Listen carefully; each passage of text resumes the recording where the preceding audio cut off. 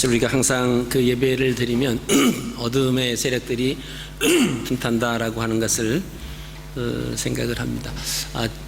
지난 한 주간 동안 북한 인권 주간을 하면서 화요일 날 그 북한 탈북민 천재 피아니스트 김철웅 씨가 그 시드니대 그 콘서바토리움 홀에서 공연이 있었습니다.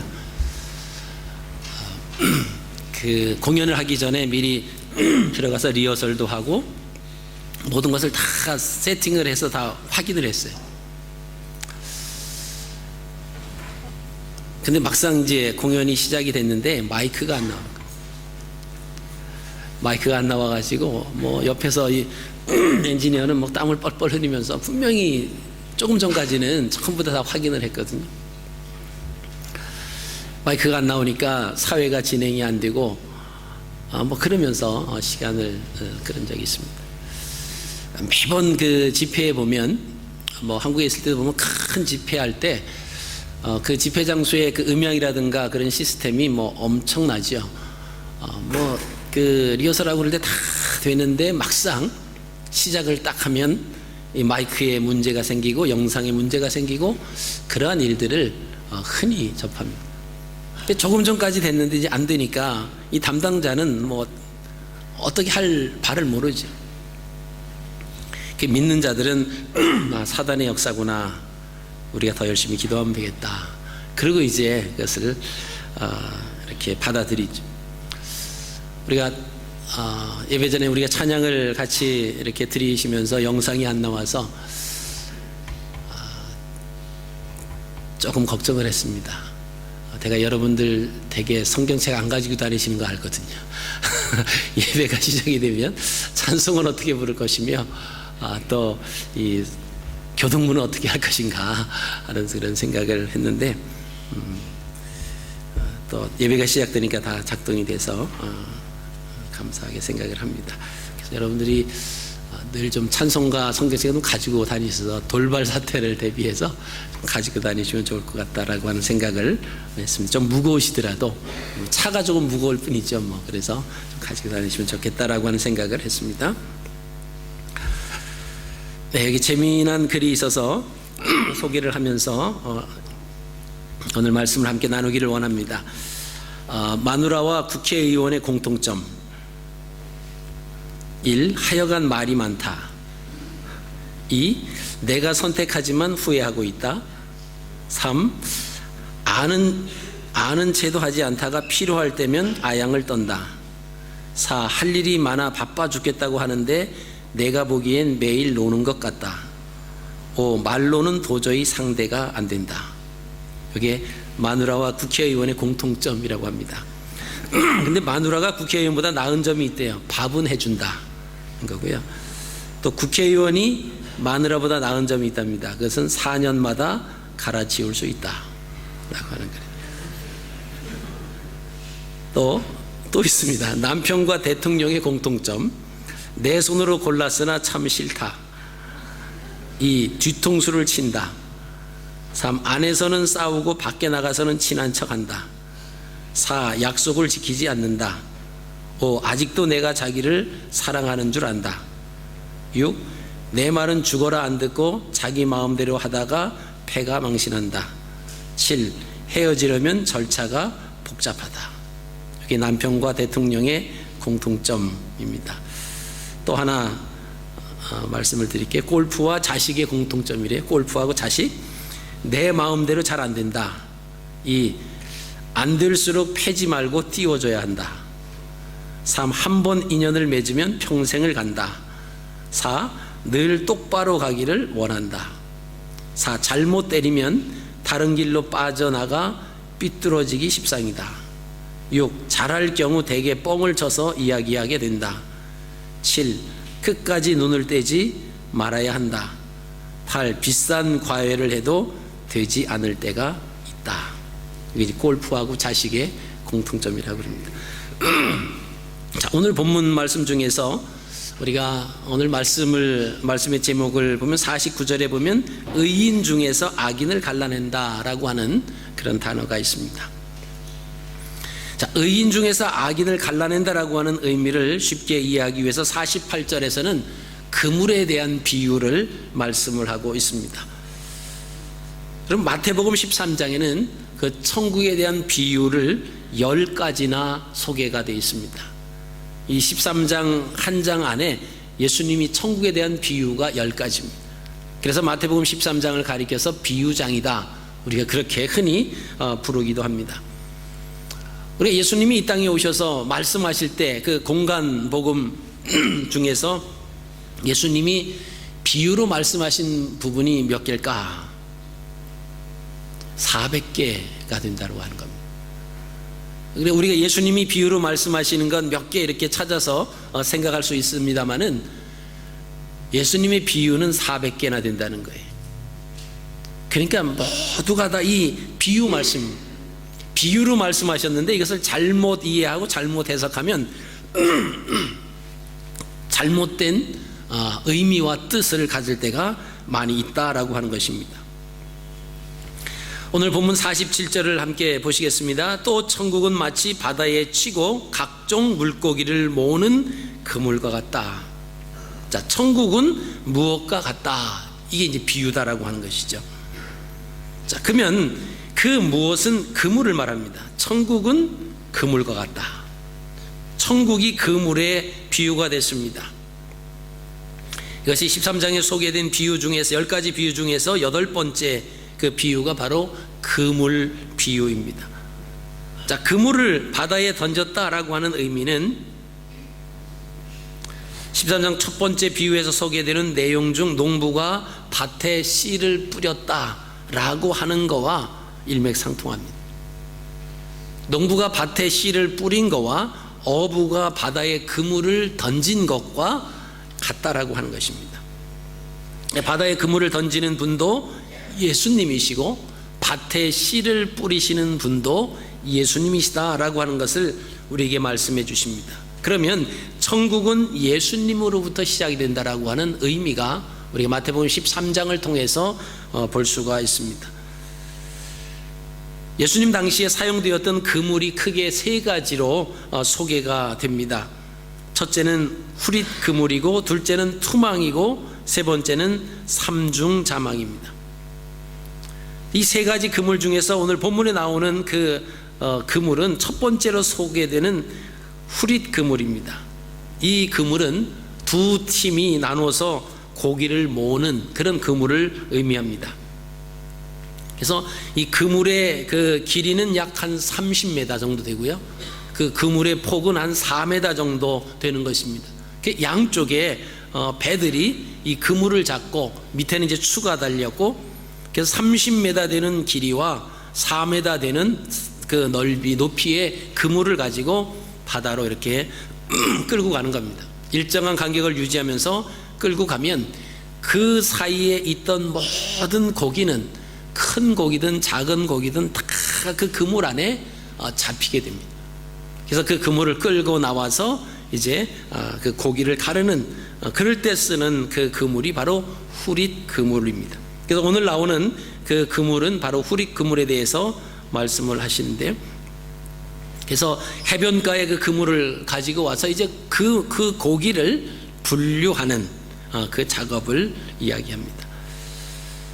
오늘 47절에서 50절까지에 사용되어져 있는 그 비유에 대한 단어를 우리가 보시게 됩니다. 47절 말씀에서 보면은 모는이라고 하는 단어가 나옵니다. 이 모는이라고 하는 단어는 모으다, 소집하다라고 하는 그런 의미가 있습니다. 자, 이 단어가 마태복음 13장 2절에 큰 무리가 그에게로 모여들거늘 이런 말이 있습니다.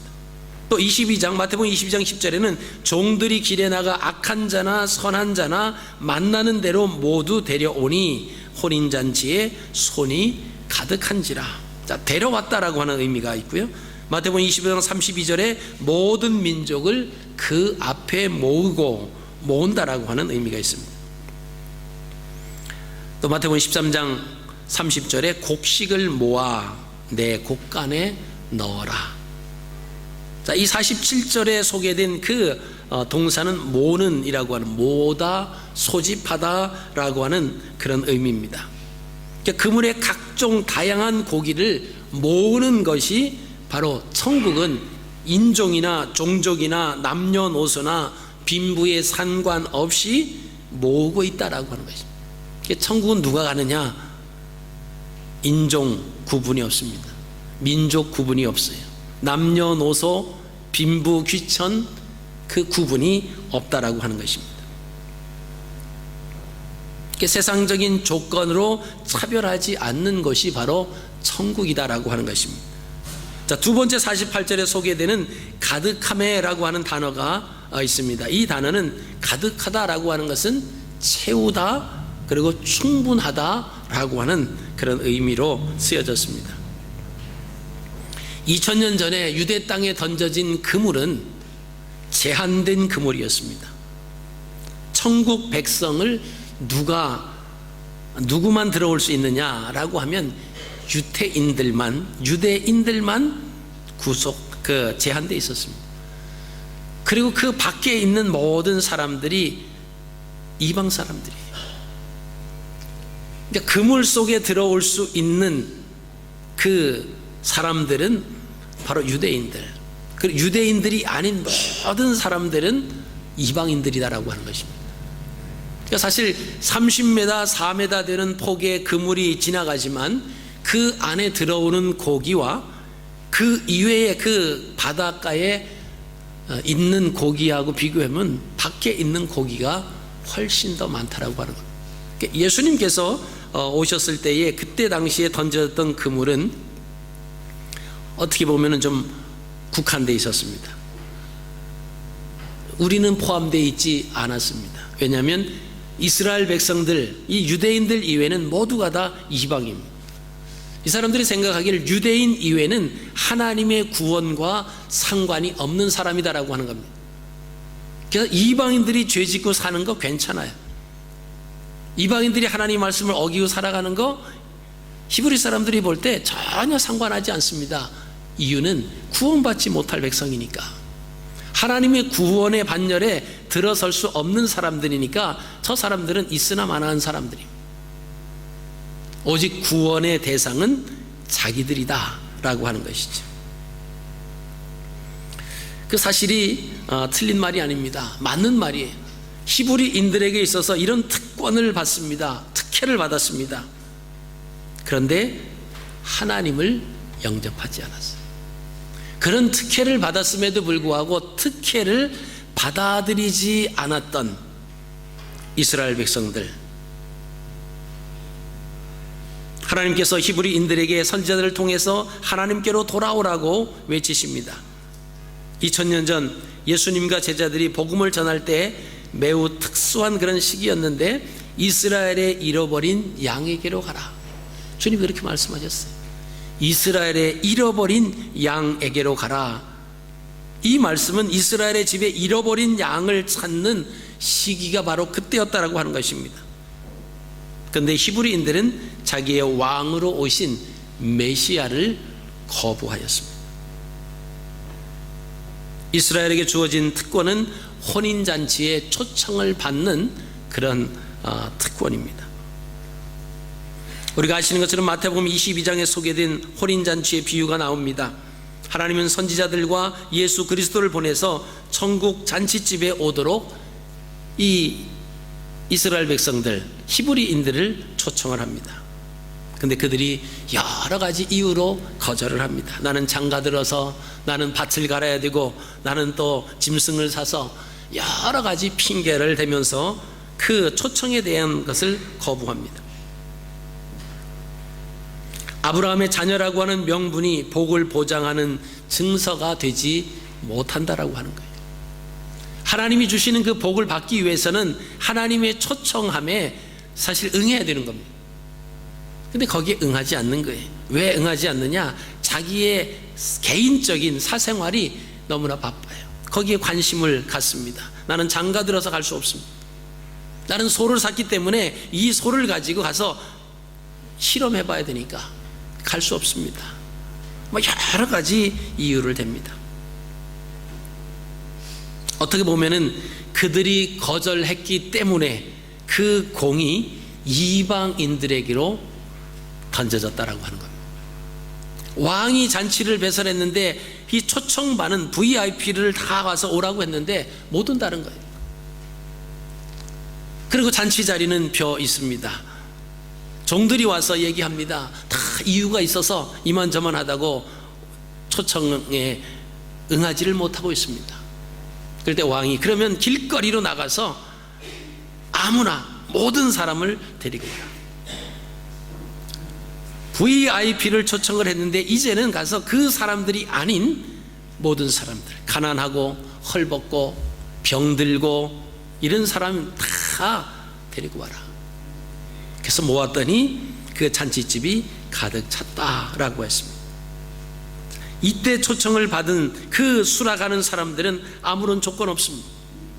그냥 왕이 혼인잔치에 오라고 한 그 말씀을 듣고 그냥 가기만 하면 됐어요. 그것이 사실 우리가 믿음 안에서 보면 유대인들을 넘어서 이방인들에게 하나님의 구원의 새로운 그 룰이 탄생이 됐다, 이렇게 볼 수가 있습니다.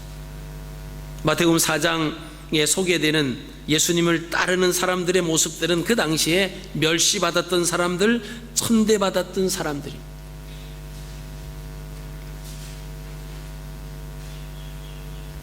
그들은 부르심에 즐겁게 응한 사람들로 성경은 비유하고 있습니다. 자, 이제는 누구나 초청에 응하기만 하면 잔치집에 가서 앉을 수 있다라고 하는 것입니다. 초대에 응하기만 하면. 그래서 세리와 죄인들, 창기들이 천국을 약속을 받게 됩니다.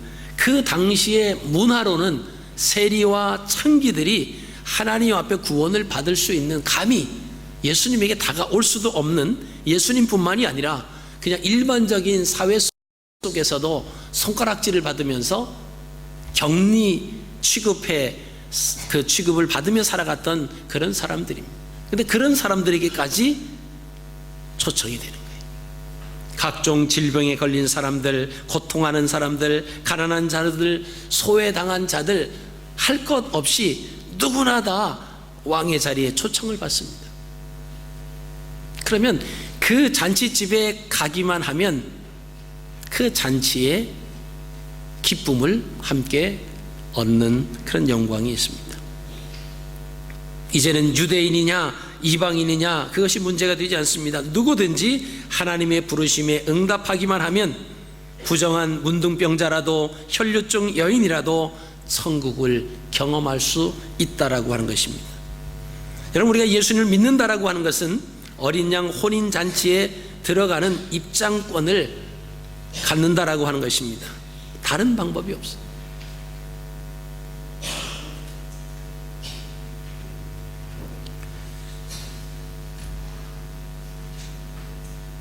우리가 지난주에 북한 인권주간을 하면서 무료 영화를 실시를 했습니다. 그리고 광고가 나갔습니다. 그리고 문의 전화번호가 쓰여져 있었어요. 사람들이 전화를 합니다. 어떻게 하면 그 영화 티켓을 얻을 수 있습니까? 돈은 얼마나 내야 됩니까? 그 첫날 들어오는 조건은 VIP들만 들어오는 사실 그런 조건이었습니다. 자리가 사실 좀 더 남아 있었어요. 그래서 이름을 남겨주고 예약을 하는 사람은 들어올 수 있습니다. 그리고 그 이름을 받고 입구에서 그 이름을 체크하고 그러는 일이. 아무나 올 수 있는데 그 초청 나간 사실 그 숫자적으로 하면은 사실 그 자리에는 더 이상 아무나 올 수 없는 그 자리입니다. VIP로 초청된 그 숫자가 꽉 차 있었기 때문입니다. 그러나 시간이 이제 점점 다가오면서 이 초청을 받은 사람들이 이런 이유 저런 이유에서 못 오겠다라고 하는, 그래서 여러 가지 좀 좌석에 여유가 남았습니다. 그래서 VIP는 아니지만 그러나 거기에 참석할 수 있는 사람들은 이렇게 문의를 해서 자리가 있으면 참석하는 그런 일이 있었습니다. 자, 우리가 하나님 앞에 나간다라고 하는 것이 조건 없는 것입니다. 그냥 오기만 하면 돼. 그러면 하나님의 자녀가 되고 천국 백성이 될 수 있다라고 하는 것입니다. 여러분, 고기가 그물 안으로 모인 것보다 그물 밖에 있는 고기는 사실은 더 많습니다. 넓은 바다에 그물 하나가 차지하는 면적이 그 얼마나 되겠습니까? 30m에 4m 폭의 그물, 그 안에 들어오는 고기는 사실 그렇게 많지 않습니다. 근데 그 그물을 가지고 계속적으로 사실은 돌아다녀야 되죠. 어떻게 보면 그러한 그물이 있는 것조차도 생각하지 않으며 살아가는 사람들이 있을 수 있습니다. 30m에 4m 폭의 그 그물, 망망한 대해에 그 그물 하나 떠다니는 거 사실은 어떻게 보면 아무것도 아닙니다. 그러나 그 그물 속에 들어오는 모든 사람들이, 그 고기들은 천국의 기쁨을 누릴 수 있다라고 하는 것입니다. 그러고 나서 그 그물 속에 들어와서도 그것이 끝나는 게 다 된 것이 아니라 그 그물 속에 온 고기들을 나눈다라고 하는 그 말씀이 있습니다.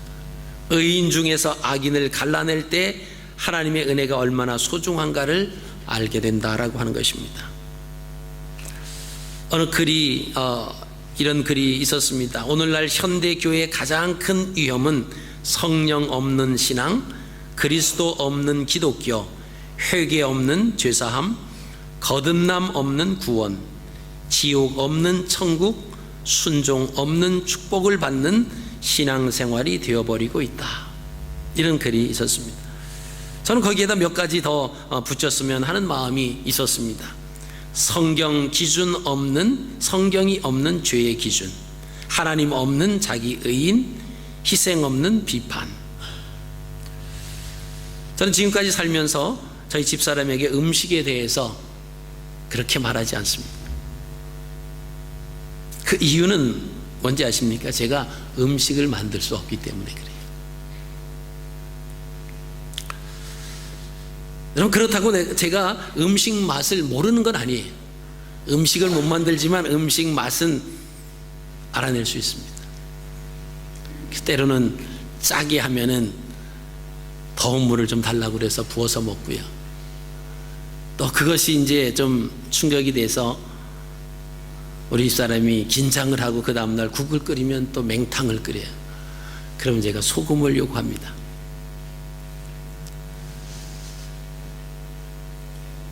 왜 국을 이렇게밖에 못 끓이냐라고 말할 수도 있지만 제가 못하거든요.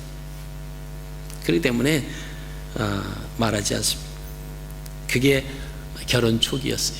지금은 잘합니다. 지금도 못하면 제가 이런 말하면 국물도 없겠죠. 지금은 잘해요.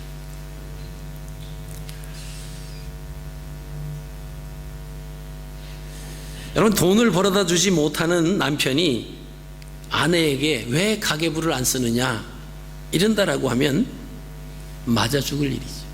돈도 안 벌어주면서 무슨 가계부를 쓰라고 그러면. 그래서 저는 집사람에게 내가 이 말을 해야 되느냐 말아야 되느냐 사실 생각하면서 말을 할 때가 많습니다. 내가 음식을 마음대로 할 수 있다라고 하면 대부분 저희 교회 남자 집사님들 또 젊은 그런 집사님들 보시면 음식들을 잘 하더라고요. 제 앞에서 음식 막 자랑하면 이제 그만하고 다른 거 합시다 제가 이제 그러는데 그 이유는 제가 못하거든요. 음식을 내가 잘하면 우리 집사람을 가르칠 수 있으면 초기 그랬지. 이때는 이렇게 넣고 양념을 이렇게 넣어서 맛있게 해야 된다. 왜? 제가 할 수 있으니까. 제가 못하니까 저는 음식에 대해서 주는 대로 맞춰서 먹으면 돼요. 싱거우면 소금을 타서 먹고 짜가우면 물이 있잖아요. 물을 부어서 먹고. 그랬더니 어느 날 저희 집사님이 다른 사람에게 말하는데 그것이 참 고마웠다 그러더라고요. 그게 참 고마웠다. 사실 제가 고마움을 받으려고 한 것이 아니라 제가 못하니까, 저도 못하니까, 그렇게까지도 저는 못하니까 그냥 거기서 좀 어느 정도 했으니까 물 타 먹으면 되고 소금 타 먹으면 그건 쉽잖아요. 여러분, 우리가 이 땅에 살아가면서 하나님의 말씀, 하나님의 은혜가 얼마나 소중한가, 그것을 깨닫지 못하면 우리가 하나님의 은혜에 대해서 감사할 수가 없다라고 하는 것입니다. 자, 세 번째로 48절 말씀을 보시면요, 좋은 것은 그릇에 담고 못된 것은 내어버린다라고 하는 말씀이 나옵니다. 그것은 분리입니다.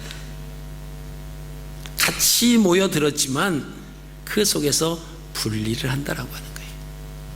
그물 안에 들어온 고기일지라도 비록 그 그물 이외에 있는 더 많은 고기도 있습니다. 그 그물 이외에 있는 고기들은 분리할 필요도 없고, 그물 안에 들어와 있는 고기를 분리한다라고 하는 것입니다. 어부는 그물을 그 물가로, 해변으로 이끌어냅니다. 그리고는 좋은 것은 그릇에 담고 못된 것은 내버립니다. 그릇에 담는다라고 하는 것은 가치 있는 것을 말합니다. 내어버리는 것은 못된 것, 무가치한 것을 의미합니다. 무가치하고 쓸모없는 것은 어떤 것일까라고 하면 마태복음 25장에 보면 달란트 비유에서 나옵니다. 주인은 그런 사람들을 가리켜서 무익한 종이다, 그런 표현을 썼습니다. 그리고 본문 49절에는 악인이다, 악한 사람이다 라고 하는 표현을 썼습니다. 여러분, 그물 비유에서 좋은 것과 못된 것을 고르는 것은 세상 끝에 있을 심판을 염두에 둔 것입니다. 그래서 의인과 악인을 나눈다라고 하는 것입니다. 오늘 49절에 50절 말씀을 보시면 세상 끝에도 이러하리라. 천사들이 와서 의인 중에서 악인을 갈라내어 풀무불에 던져 넣으니 거기서 울며 이를 갈리라. 우리에게 심판이 있다라고 하는 사실을 우리가 잊어서는 안 됩니다. 우리가 하나님 앞에 지금 살아가고 있다라고 하는 이 사실을 우리가 늘 생각하며 살아가셔야 돼요. 그렇지 않다라고 하면 하나님 없는 의인이에요. 하나님의 주권을 우리가 인정한다라고 하면 우리가 지금보다는 훨씬 더 평안하게, 훨씬 더 기쁘게 믿음 생활을 할 수가 있습니다. 자, 하나님의 심판의 특징이 나옵니다. 그것은 의인과 악인의 분리다라고 하는 것입니다. 여러분, 창세기 6장에서 선을 선택한 노아와 악을 선택한 그 시대의 사람들 분리하는 모습이 나타납니다. 창세기 19장 보면은 롯과 소돔 그리고 고모라 사람들의 분리하는 내용들이 나옵니다. 마지막 때 선을 선택한 사람과 악을 선택한 사람의 분리입니다. 마태복음 25장 40절에서 41절에 보면 두 사람이 밭에 있다가 한 사람은 데려감을 당하고 한 사람은 남아 있습니다. 두 사람이 함께 맷돌을 갈다가 한 사람은 데려가고 한 사람은 그대로 남아 있다라고 하는 분리에 대한 말씀을 많이 하십니다. 마지막 때에 대한 말씀을 하시면서 거기에 주님께서 그 비유로 말씀하시는 것을 보면 분리입니다. 의인과 악인의 분리. 평소에는 같이 있습니다. 이 사람이 의인인지 이 사람이 악인인지 사실 잘 분별하기가 쉽지가 않다라고 하는 것입니다. 그런데 마지막 때가 되면 한 사람은 데려감을 당하고 한 사람은 버려둠을 당했다라고 하는 분리에 대해서 말씀을 하시는 것을 우리가 보시게 됩니다. 마태복음 22장 잔치집에 초청받아서 들어온 사람들 중에서도 분리하는 내용이 거기에 나옵니다. 들어는 왔는데 왕이 준비해 준 예복을 입지 않고 있던 사람들 바깥으로 쫓겨났습니다. 그 잔치에 들어오려면 예복이 준비되어 있었어요. 들어오기 위해서는 그 예복을 입고 와야 됩니다. 근데 그 예복을 입지 않고 내가 입은 옷이 이게 편합니다. 이게 편해요. 그 준비된 거 잘 맞지도 않고 좀 불편합니다. 내가 입고 있는 것이 이게 편합니다. 이 무슨 의미로 이것이 말씀하시냐면 우리가 세상에서 하나님 없이 살아갈 때 우리의 생각과 우리의 마음과 우리의 결정대로 내 마음대로 살았던 모습이 그대로 하나님을 믿으면서도 바뀌지 않는다라고 하는 것을 의미하는 것입니다. 화가 나는데 술 한잔 먹고 자는 거, 이게 뭐 어떻습니까? 이게 좋아요. 건강에도 좋고 자기 나름대로의 그 의복을 벗지 못한다라고 하면 쫓겨남을 당한다라고 하는 겁니다. 잔치집에 들어오기는 했지만은 그 왕이 준비한 예복을 갈아입지 아니하면 들어오기는 들어왔지만 쫓겨남을 당한다라고 하는 것입니다. 여러분, 우리가 하나님을 믿는다라고 하는 것이 내 마음대로 내 생각대로 믿는다라고 하면 이것은 잘못된 것이죠. 하나님의 말씀이 있습니다. 그리고 하나님의 기준이 되어 있습니다. 그대로 행하지 못하면 훗날 하나님께서 반드시 물으신다라고 하는 거예요. 그래서 우리가 늘 말씀을 부여잡고 말씀 안에 살아가야 되겠다고 몸부림치는 이유가 뭐냐? 바로 그거예요. 분리를 당하지 않기 위해서 그렇습니다. 악인으로 분리를 당하지 않기 위해서 그런다라고 하는 것입니다.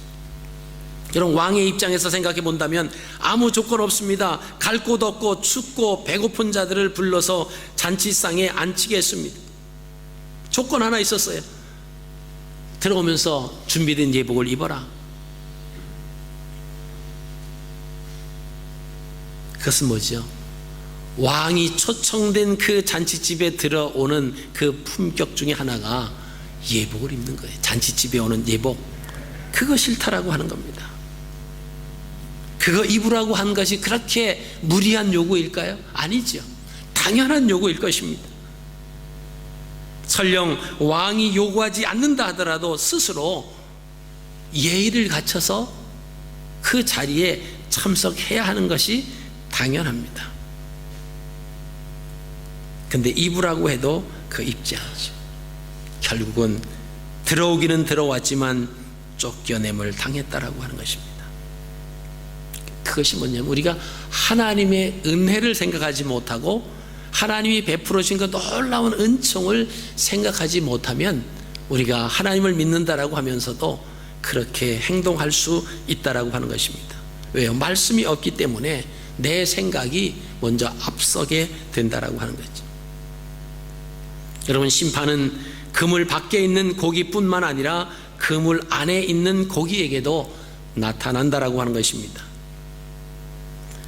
그물 안에 좋은 고기만 있는 것이 아닙니다. 사용하지 못하는 고기도 함께 있습니다. 그렇다라고 하면 우리가 이 땅에서 무조건 예배만 참석하면, 교회만 나가면 다 좋은 하나님의 백성이냐? 이게 아닐 수 있다라고 하는 거예요. 우리의 자신이, 오늘 예배에 참석한 우리의 모습들이 정말 좋은 고기로 좋은 그릇에 담겨질 수 있는 그런 그릇인지, 아니면 하나님 보실 때에 무익한 것으로, 가치 없는 것으로, 쓸모없는 것으로, 하나님 말씀에 어긋난 것으로 버림을 당할 그런 존재인지를 우리가 한번 살펴볼 필요가 있다라고 하는 것입니다.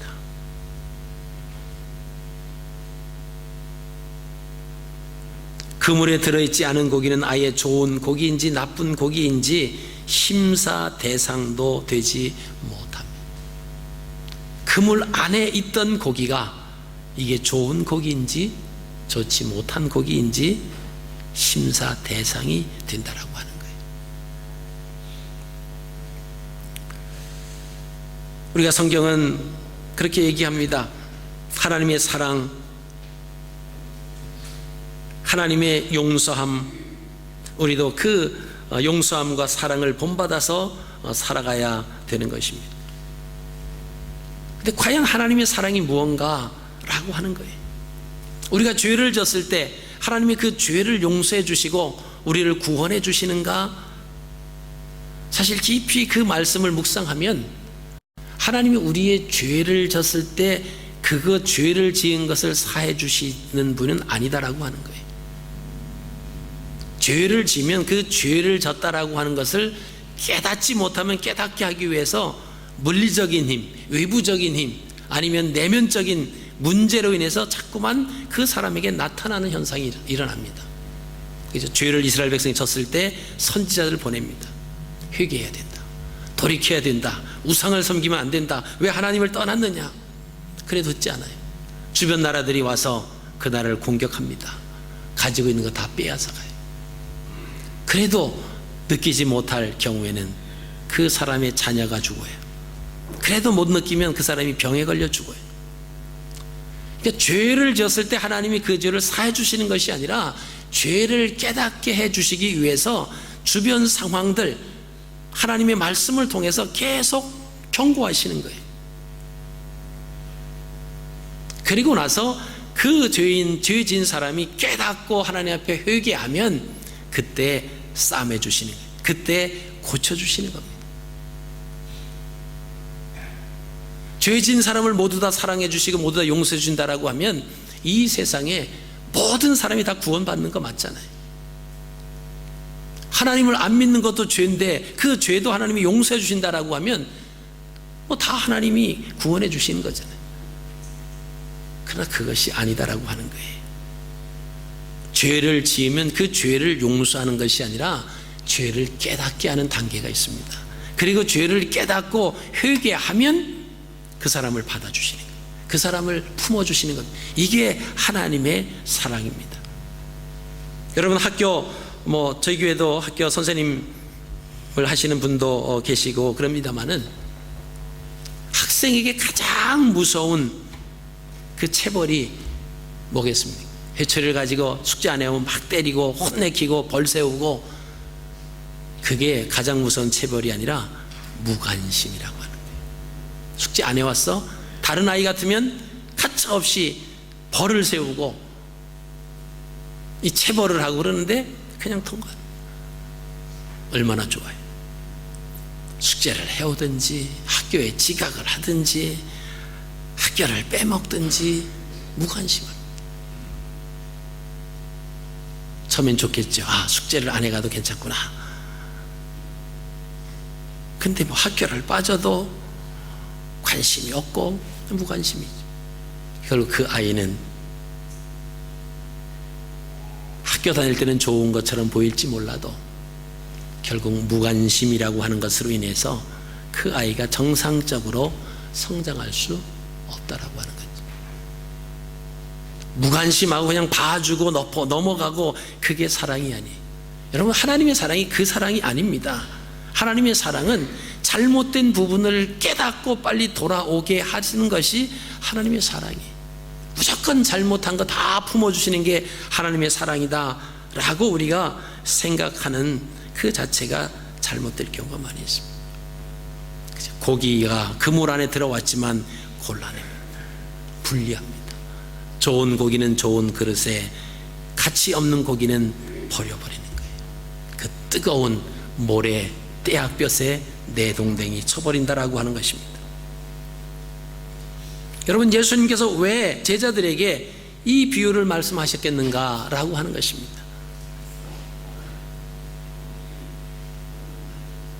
천국이라고 하는 교회 안에서도 주님께서는 나중에 분리하실 거다라고 하는 말씀이에요. 그러니까 내가 하나님을 믿는 그 공동체 안에 있다고 너무 자만하지 말라라고 하는 겁니다. 이제는 됐다, 안일해 하지 말라라고 하는 것입니다. 비록 그 안에 있지만 좋은 고기가 되지 못하면 버림을 받을 수 있다라고 하는 것이죠. 우리가 그물 밖에 있는 고기는 논할 가치조차 없는 고기지만 이미 그물 안에 있는 고기, 그 고기를 분류한다라고 하는 겁니다. 예수님은 이 비유를 마무리하시면서 세상 끝에도 이러할 것이다 라고 하는 말씀을 하십니다. 의인 중에서 악인을 갈라내어 풀무불에 던져 넣는다는 말씀입니다. 이는 비유에서 못된 고기를 뜨거운 모래밭에 내 던지는 것과 똑같습니다. 항상 하나님이 기뻐하시는 선을 선택하는 삶을 우리가 살아가야 됩니다. 그러기 위해서 우리가 말씀을 부여잡는 겁니다. 그러기 위해서 우리가 하나님 그 뜻대로 살기 위해서 날마다 몸부림치며 살아가는 겁니다. 노아처럼, 아브라함처럼 우리의 머리와 우리의 생각을 위로 드는 거예요. 땅의 것을 생각하지 아니하고 위의 것을 생각하며 우리가 따라가는 겁니다. 분리하시는 분은 하나님이십니다. 그 판단의 기준은 하나님이십니다. 우리가 때로는 우리가 판단자가 되고 우리가 심판관이 되어서 그것을 판단하고 분리하려고 할 때가 많이 있습니다. 여러분, 다윗처럼 하나님 앞에서 살아가는 삶, 하나님의 말씀 가운데 잘못되었을 때 깨닫고 눈물로 침상을 적시면서 회개했던 그 다윗의 삶을 우리가 살아가야 될 줄로 압니다. 하나님을 인격으로 대하는 삶, 삶의 변화와 성장으로 그 모습이 나타나는 삶, 우리가 말로만이 아닌 우리의 생활 속에서, 삶 속에서 하나님 말씀을 따라가려고 몸부림치고 그런 모습들이 우리의 생활로 나타나줘야 됩니다. 주님은 그렇게 말씀하셨습니다.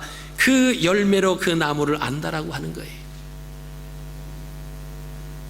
그 열매를 보면 이 나무가 어떤 나무인지 열매만 보면 안다라고 하는 거죠.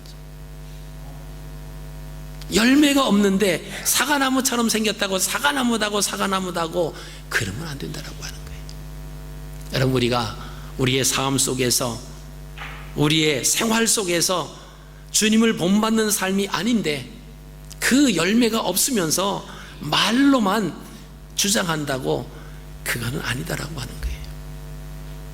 그래서 주님께서는 마지막 십자가를 지시기 일주일 남겨놓고 예루살렘 성으로 들어가시다가 무화과 나무를 보셨습니다. 시장하심에 무화과 나무로 가셨다고 그랬어요. 근데 그때는 무화과 철이 아니다라고 하는 것입니다. 무화과가 열매가 맺을 수 없는 철입니다. 근데 예수님께서 열매가 없다라고 하는 이유 때문에 그 무화과 나무를 저주하십니다. 뿌리까지도 말라 죽었던 사건이 나옵니다. 그게 비유예요.